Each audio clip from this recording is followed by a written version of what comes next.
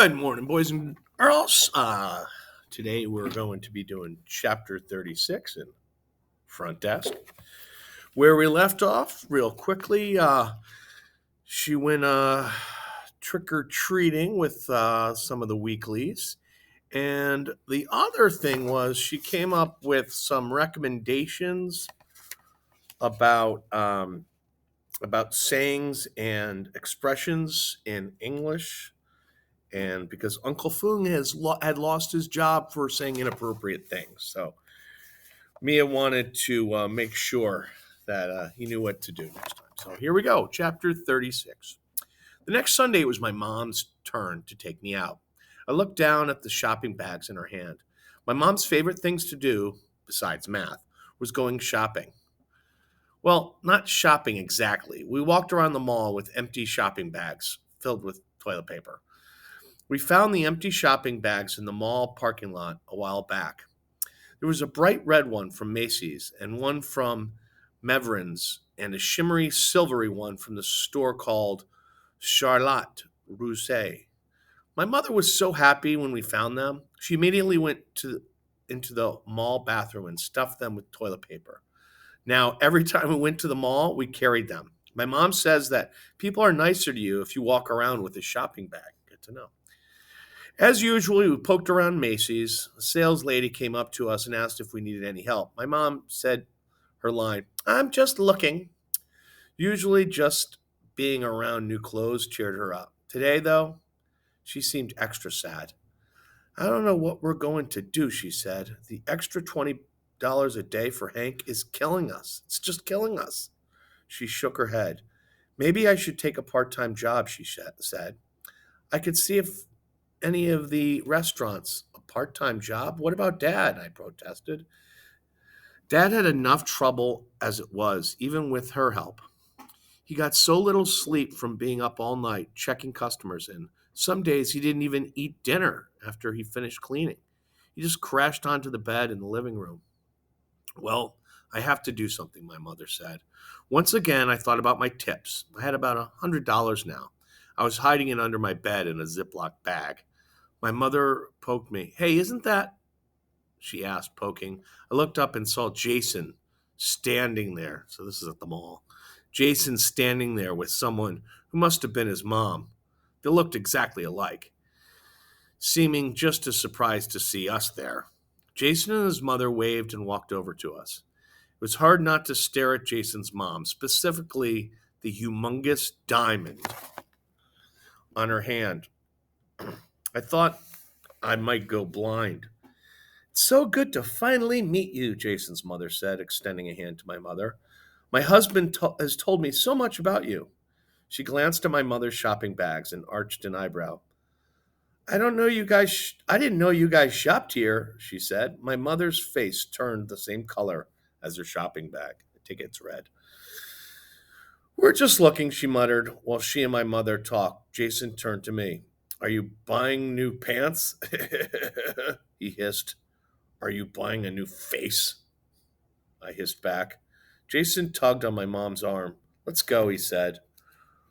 "We ought to get going," Mrs. Yao said. "We should get back too," my mom said. "It was so nice meeting you," Mrs. Yao said, fake smiling at my mom. "We should get together sometime." "Well, you have my mother," my mom joked. "You have my number," my mom joked. Mrs. Yao laughed. As we walked out of the store, I turned around and stuck my tongue out at Jason, who stuck his tongue right back out at me. Once we were in our car, my mom started having a panic attack. Oh, God, I knew we shouldn't have come. I had this feeling all day that something bad was going to happen, but I just ignored it, my mom cried, rocking herself back and forth in the driver's seat. "Is this about bumping into Jason and his mom?" I asked her. She stared at me with this mimic look in her eyes. "We didn't just bump into them. We bumped into them at Macy's," she cried. So don't you understand? People like us don't go to Macy's, especially if we're paying $20 a day for Hank. They probably think we must have savings, and now they're going on to try to squeeze us for even more money. Oh, God." My mother opened her door and got out, gasping for air. I scrambled after her. This was all my fault, she said, shaking her head as she opened up the trunk. I should have never kept these bags. Before I could stop her, she took them out and ripped them into shreds right there in the parking lot. Both stared at the tiny pieces of butchered paper. Thought about the day my mom found those bags, how she ran her hands over them and couldn't stop smiling all day. How sometimes in the late afternoons, after she'd spend the entire day on her knees, scrubbing floor after floor after floor, she'd get the shopping bags out and just look at them. She didn't think I saw her, but I did. Things must be really bad for my mom to want to give all that up. Once again, I thought about the $100 hiding under my mattress. The guilt burned into my chest. All right, let's give chapter 37 a shot here, too. Chapter 37. I told Lupe the next day about bumping into Jason's mom at the mall. So, what'd you do? She asked. Nothing. We just left, I said. She looked surprised. You think we'd hang out with her? I asked. I don't know, she shrugged. Maybe you guys went shopping together. Aren't you guys always trying to find a good deal? I hated it when she lumped me and Jason together. It's not guys, it's guy, singular, I told her. It's like a good deal, sure, but I don't I don't screw people over. Lupe looked at the ground and didn't say anything. I started to feel bad, but I didn't apologize. I needed her to know Jason and I were not the same. In class, we had wrapped up our China unit, thank God, and moved on to other countries in Asia. Who can tell me another place where a lot of things are manufactured besides Asia? Mrs. Douglas asked. A hand shot up. Canada, someone from the front row asked. Mexico, Mrs. Douglas announced, ending the guessing pretty quickly. Glanced over at Lupe, who looked like she wanted to crawl under her desk. Many of the factories that are called maquiladoras, and they make things for cheap, Mrs. Douglas explained. How cheap? Another kid asked. Very cheap, Mrs. Douglas said.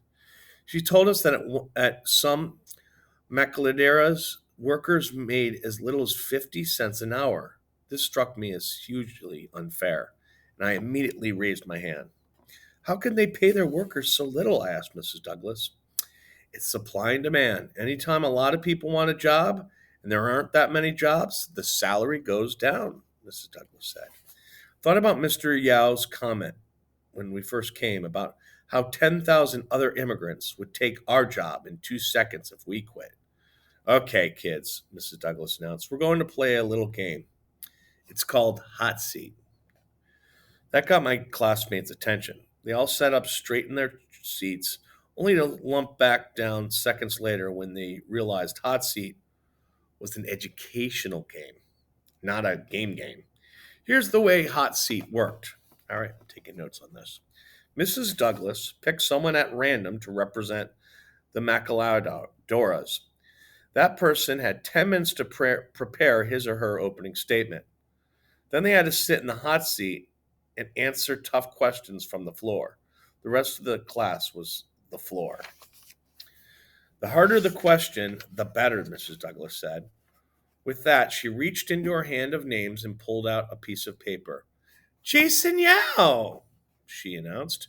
Jason groaned. Ugh. Slowly, he pulled out his pencil and started writing out his statement while I sat next to him, jaw locked, eyebrows furrowed. He was going down. Here we go. Good morning. My name is Jason Yao, and I represent the Maquiladoras of Mexico. My hand shot up in the air. Hey, Jason protested. I'm not even done reading my statement yet. Fine, I said. I put my hand down and waited with bated breath for him to finish. Jason droned on how big his factories were and how many T-shirts and umbrellas stands they made every year. As soon as he finished, my hand shot back up. How does it feel to squeeze your workers for every last cent they have? I asked. I don't squeeze anyone, Jason said. You pay your workers 50 cents an hour. I'd call that squeezing, I said, glancing at Mrs. Douglas, who gave me the thumbs up sign to keep going. They don't have to work for me. Nobody's forcing them to, Jason said with a shrug. But they don't have a choice. They have to feed their family, I said. Well, that's their problem, Jason said. My classmates' heads bounced from Jason to me like it was a tennis match. What if you were in their position? I asked Jason. If I were in their position, I'd appreciate having a job, he said. He looked hard at me. Wouldn't you? My cheeks burned. I glanced over at Lupe. As usual, her mouth was clamped shut. Turned back to Jason. You need them just as much as they need you, I said. Without them, you wouldn't have a factory. Yeah, so? So, why don't you pay them more? I yelled. Why do you always have to take from them? Take, take, take, take, take. Every time I said take, I lunged forward in my seat. The other kids joined in, and soon everyone was chanting, take, take, take, take. It's not my fault, Jason shrieked. It's supply and demand. Mrs. Douglas, help. Mrs. Douglas stepped in and took over, freezing Jason from the hot seat. As Jason crawled back to his desk, Mrs. Douglas turned to me and said, Boy, that was really something. Well done, Mia. I had no idea that you were so passionate about maquiladoras. I didn't either. I caught up to Lupe after school. Hey, how come you didn't help me back there? I asked her. Lupe shrugged. Didn't look like you needed my help, she said. She turned and started walking home. I felt the sting of rejection. What was up with her? I wonder if it had anything to do with what I said earlier when I chewed her out for lumping me and Jason into the same category. Had I gone too far? I kicked the rocks on the side of the road and decided to take the long way home. But halfway back, I wandered into a shopping plaza. There was a Pizza Hut calling to me at the end of the buildings. I stopped and peered in. Usually, just looking into a restaurant filled me up. All those smiley people, families sitting down for a delicious meal together. We didn't get to eat out much in China because family meals were usually at my grandmother's house, but the few times we did go out, it was pretty funny. In China, people do not split the bill. It's considered very rude to do so or not pay for a friend. As a result, people routinely get into fist fights in restaurants as customers pushed and shoved one another for the bill. Huh. As a kid, I remember it being hilarious to sit there and watch grown up people fighting. Sometimes the fighting got so bad, the waiter and waitresses would have to squeeze in and break it up. Sometimes it would take a whole pack of waitresses just to pin down one person. There's absolutely none of that going on at Pizza Hut that day. Everybody was very civil. There was no shouting and no fighting. People were splitting the bill right down the middle. I guess that's because it's America. It's to each his own. Maybe that's why Lupe didn't stand up for me. Maybe it had nothing to do with what I said about me and Jason. Hmm. Food for thought. Food for thought. Okay. All right. On to chapter 38 next time. All right. Have a great day.